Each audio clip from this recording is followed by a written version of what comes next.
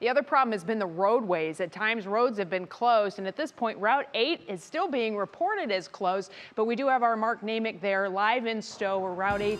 Mark, maybe you can give us an update on that. Yeah, about 30 minutes ago, this entrance ramp at Season Road did reopen. The barrels have been moved aside, but there are other portions of Route 8 that were reported closed earlier. Now, Betsy, of course, this was already a Labor Day to remember because the coronavirus closed so many things that we like the air show. But the air did put on a real show today across Northeast Ohio, including here in Stowe. From Lorain County to Geauga to Medina and Summit, flash floods and road closures. Parma and Cleveland and those communities often punished by heavy rains getting hit again. Cars swamped on Martin Luther King Jr. Boulevard in Cleveland.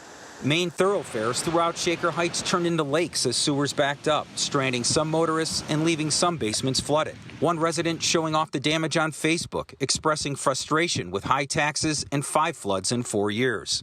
As much as 5 inches of rain falling in some places, the National Weather Service advising people to stay home. By mid-afternoon, roads throughout the Cuyahoga Valley National Park were closed.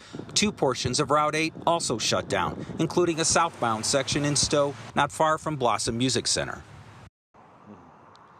Now, it's a lot brighter here than it was even 30 minutes ago, and that water is dissipating earlier. Maybe as much as a foot of water was on the roadways, including some of the roadways parallel to Route 8.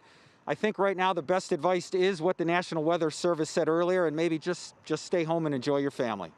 Definitely a good day to do that, Mark. Thank you so much. Stay safe out there, too, as you wander your way back up toward Cleveland.